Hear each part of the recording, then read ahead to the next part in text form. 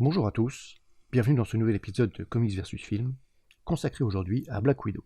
Épisode un peu différent des précédents sur 2 points. Premièrement, comme vous l'aurez peut-être remarqué, nous ne sommes pas en duo devant une caméra.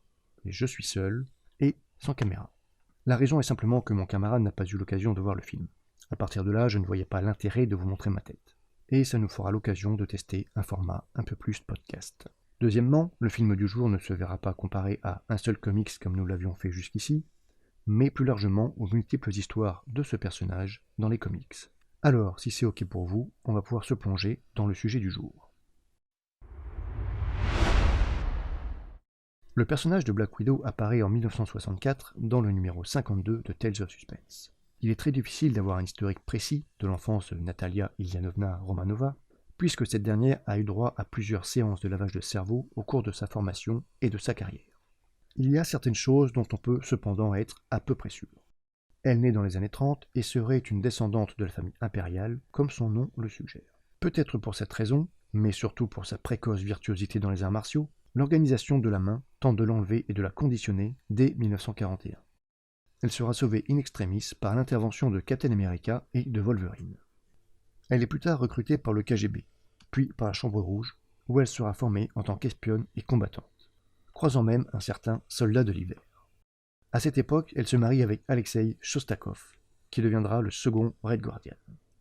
En mission aux États-Unis, elle est confrontée à plusieurs héros américains, en particulier Iron Man, mais s'amourage aussi de Hawkeye, ce qui déclenchera son passage à l'Ouest. Après un passage au Shield, elle devient la partenaire de Daredevil, puis membre des Avengers, dont elle deviendra même le leader dans les années 90. Dans l'univers 199 999, on sait encore moins de choses sur le passé de Black Widow. Certains points communs et différences sont quand même notables. La veuve noire de cet univers ne semble pas avoir la longévité de celle des comics.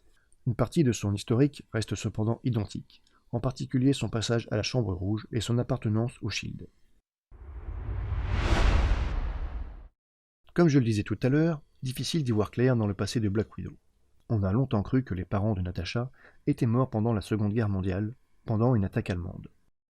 Et la jeune fille, sauvée par un soldat russe, Ivan Petrovitch, qui prend soin d'elle durant son enfance, mais aussi plus tard, lorsqu'elle quitte la Russie pour les États-Unis. Il s'est avéré plus tard que cet épisode était un implant mémoriel, Ivan finissant même par se retourner contre son ancienne pupille.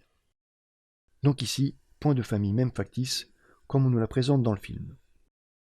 Alexei Shostakov, Melina Vostokov et Yelena Belova sont bien présents dans le comics et font bien partie du petit univers de la veuve, mais ils tiennent un autre rôle. On pourrait à la limite comparer les souvenirs factices de la jeunesse du personnage des comics, auprès d'Ivan, aux quelques années qu'aura vécu la jeune Natasha aux USA avec sa famille d'espions dans l'introduction du film, lui donnant dans les deux cas un semblant de foyer. Dans le comics, aussi bien que dans le film, la Chambre Rouge est un organisme secret destiné à former des super espions soviétiques, en particulier les veuves, mais pas seulement. En plus d'un entraînement physique poussé, les recrues sont soumises à un conditionnement mental renforcé par un système de phéromones. Autre point commun entre les deux univers. Dans les comics, on sait qu'il existe 26 autres jeunes femmes qui ont été entraînées dans la Chambre Rouge. Le film, lui, dépasse largement ce nombre. Dans les deux cas, la veuve noire finira par venir sur les lieux de son entraînement pour mettre un terme aux agissements de la Chambre et de Dreykov. Dans les comics, Alexei Shostakov, aussi connu comme étant la deuxième personne à endosser l'identité du garde rouge, n'est donc pas le père adoptif de Natasha, mais son époux. Époux qu'elle rencontre lors de sa phase d'entraînement, et que sa hiérarchie fera passer pour mort, afin que Natasha se surpasse dans le programme Black Widow. Ce dernier n'est donc en réalité pas décédé, et aura l'occasion d'affronter son ex-épouse à plusieurs reprises, lorsque cette dernière aura rejoint le camp de l'Ouest. Melina Vostokov, mère sous couverture et alliée de Natasha dans le film, est, dans les comics, une ennemie de la veuve connue sous le nom de Iron Maiden. Ancien agent russe qui devient rapidement indépendante, elle aura à cœur de se confronter à la veuve et au Shield, car elle apprécie peu de vivre dans l'ombre de sa compatriote. Le personnage de rival du comics, qui aurait sans doute fait doublon avec Yelena, est changé dans le film en allié. Le général Dreykov de l'univers 199 999, lui, est très proche de son homologue de Terre 616, gérant la Chambre Rouge sans état d'âme et considérant ses recrues comme des armes sacrifiables. Son affrontement final avec la veuve est d'ailleurs très similaire dans les deux médias. Last but not least, Yelena Belova, l'autre veuve.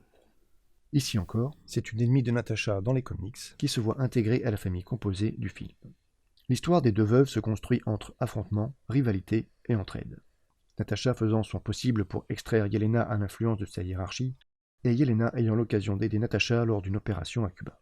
Yelena fera même un passage par le Shield, avant qu'un autre incident ne la pousse dans le camp d'Hydra. Il est intéressant de voir comment la relation amicale naissant entre les veuves dans les comics s'est vue transformée en lien familial dans le film. Bref, Yelena n'a pas encore eu l'occasion de trouver la stabilité ni le statut de son illustre modèle. Peut-être le MCU lui fournira-t-il cette opportunité. Et je parlerai donc peu de Taskmaster, les personnages des deux univers ayant peu de choses en commun.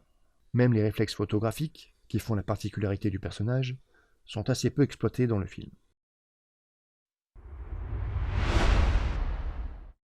Depuis 1964, Natasha Romanoff a eu l'occasion de passer par plusieurs avatars. Simple espionne, puis super espionne, justicière solitaire et en duo, agent du Shield, membre et leader des Avengers. Oui, et aussi des champions, je ne les ai pas oubliés. On remarque d'ailleurs un changement d'apparence pour toutes ces phases.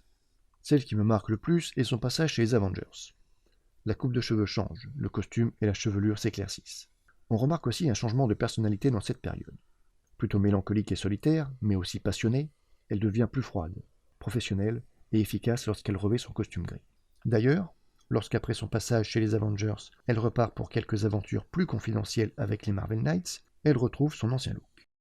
Son homologue du MCU ressemble plus à la version costume gris des comics. Bien qu'on lui connaisse des attachements, à Hawkeye et Banner par exemple, ça ne vient pas perturber son travail. Elle reste extrêmement efficace et professionnelle. Une femme forte à n'en pas douter. Voici par contre une différence assez marquante entre les deux univers. La Black Widow du MCU semble a priori être une simple humaine. En tout cas, rien n'est précisé sur d'éventuelles transformations qu'elle aurait pu subir, au-delà de son entraînement et de son endoctrinement. Melina parle bien de sélection génétique à un moment, mais rien de plus. C'est un peu différent sur Terre 616. On a déjà pu voir que Natasha possède une longévité hors norme et vieillit au ralenti. On sait de plus qu'elle guérit bien plus vite que le commun des mortels, sans arriver non plus au niveau top régénération d'un Wolverine, et qu'elle est immunisée à la plupart des maladies. Ces améliorations sont dues à un traitement, ersatz du sérum de super soldat, qui a renforcé son organisme, mais l'a rendu stérile, élément qui sera repris dans le film. Cette transformation aurait été utile dans le film.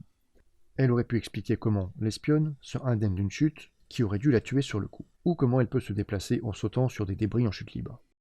Et oui, malgré son nom de code, la veuve n'est pas une Spider-Woman. J'ai cru un instant que cela serait expliqué par son ascendance. Si le garde rouge, super soldat soviétique, avait réellement été son père, il aurait pu lui léguer ses facultés. Mais non, cela reste donc pour moi un mystère, ou une erreur. Malgré ces différences historiques et de pouvoir, l'essence des deux versions du personnage est bien la même. Russe, espionne, super-héroïne, femme fatale. Le personnage, complexe et parfois torturé, mérite d'être découvert. Le film, bien qu'imparfait, explore comme il se doit son lourd passif avec la Chambre Rouge, et le solde, comme il le fut dans les comics, mettant en avant la ténacité, la loyauté et l'ingéniosité de la Veuve Noire. Vous pourrez aussi bien sûr la découvrir par le biais de différents comics. Par exemple, Black Widow Marvelverse et l'anthologie Je suis Black Widow, qui ont la particularité de présenter des épisodes importants de la vie de Natasha. Ils peuvent cependant être frustrants, puisqu'il n'y a souvent qu'un seul épisode de présenté, sur un arc qui peut bien sûr en comporter plusieurs. Vous pouvez, si vous préférez, vous attaquer à Plus de secrets ou Black Widow Marvel Knights, qui raconte le combat de la veuve face à la Chambre Rouge. Vous aurez même l'occasion de voir Yelena dans ce dernier.